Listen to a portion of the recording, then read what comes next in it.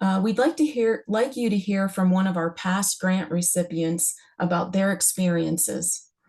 We're excited this morning to have Lauren Weiss, Chief Development Officer for Children's Association for Maximum Potential, or CAMP, as our guest today. CAMP received one of the high impact grants in 2024. CAMP strengthens and inspires individuals with disabilities and those who care for them through recreation, respite, and educational opportunities.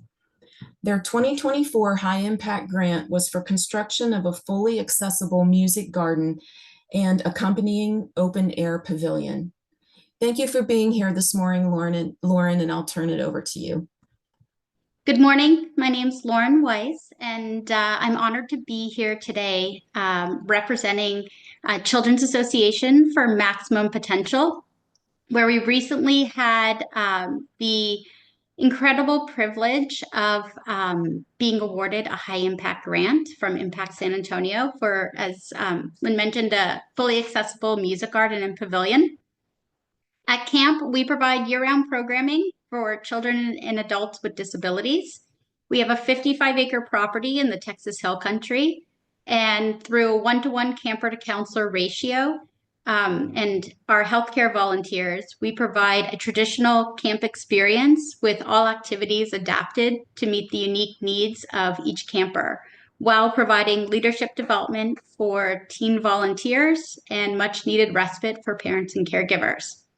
I'm excited to take a few minutes to share some key lessons that we learned from our experience applying for this grant and preparing for the site visit.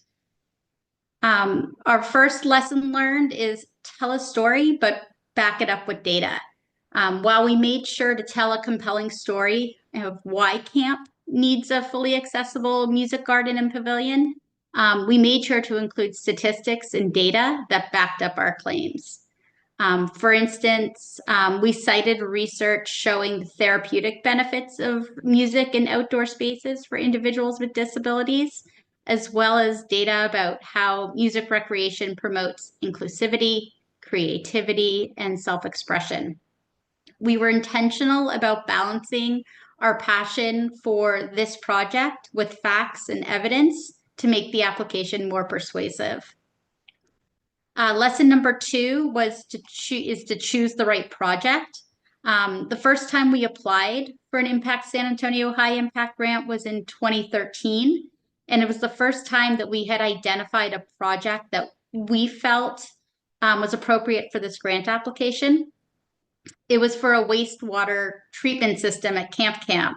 The project, it was definitely far from being sexy, but it was critical that we have this built if we were ever going to move forward with our strategic plan to build new camper cabins, new healthcare center, and additional buildings at Camp Camp. We were extremely thrilled and honored to have been awarded a high impact grant that year. And for many years following, we did not apply for another grant. Each year, once we became eligible again, our team would meet and discuss and brainstorm different projects, but none of them felt like they were a good fit for an Impact San Antonio High Impact Grant. We did decide to apply, however, and completed the full application in 2020 for COVID relief, but we weren't selected to move on to the site round. And realistically, it just wasn't the right project, but at that time, it was what we needed. So my advice to you is to be sure that the project you're applying for is the right project. Lesson number 3, be sure your funding is lined up. Ensure that your project can either be fully completed with the Impact San Antonio Award alone, or that any additional funding needed is already secured, or that you have a lot of it secured, so that you can guarantee that the project will be finished on time. In 2019, CAMP submitted the organizational questionnaire to build a new fully accessible playground at Camp Camp.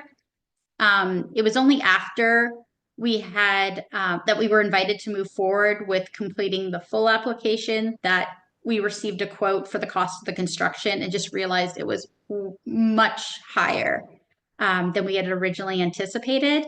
And without the additional funding secured, we would not have been a strong candidate for being awarded this high impact grant. So we ultimately decided not to submit our grant application that year. Lesson number 4, choose the right focus area. Our fully accessible music garden and pavilion project could have qualified under 2 focus areas, either family or environment, recreation, and preservation.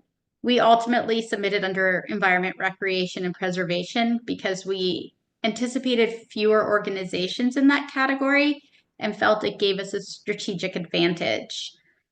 So when selecting your category, choose the one that best fits your project. And if it aligns with multiple areas, consider which focus area gives you the strongest chance of success.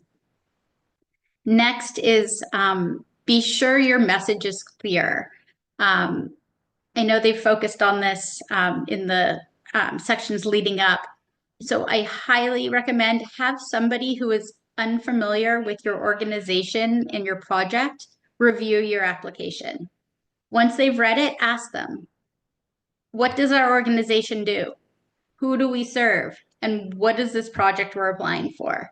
If they struggle at all to answer any of these questions, your application will not be clear for the grant reviewer. It needs to be edited.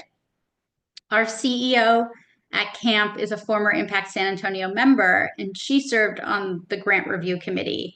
And she shared with us that she would read entire applications and still not have a good understanding of what it was that they were applying for. So this insight really emphasizes the importance of clarity and focus in your application. On lesson number 6, give yourself plenty of time. When designing your project timeline, especially for construction projects, allow extra time for potential delays or unforeseen circumstances. Material back orders and scheduling with contractors can be unpredictable. With up to 24 months available to complete your project, use this flexibility to your advantage. For example, our project requires the purchase of a metal pavilion kit. Despite having ordered it months ago, we experienced unexpected delivery delays, and it just arrived last week. So although this setback hasn't jeopardized our overall schedule, it has pushed our internal completion date further than we had hoped.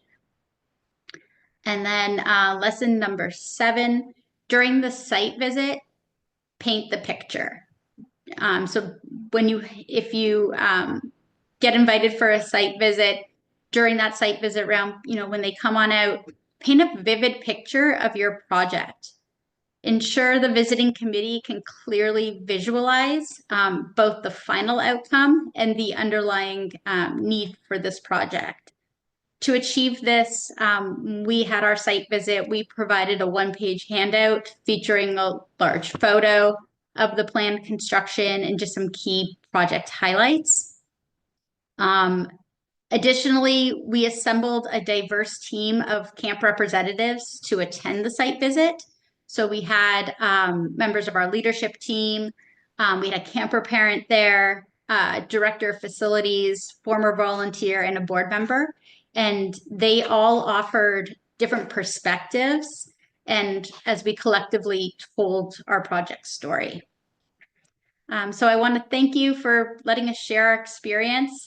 Being awarded this grant really took a team effort, and I hope that these takeaways help you feel more confident as you go after the project that matters most to your mission.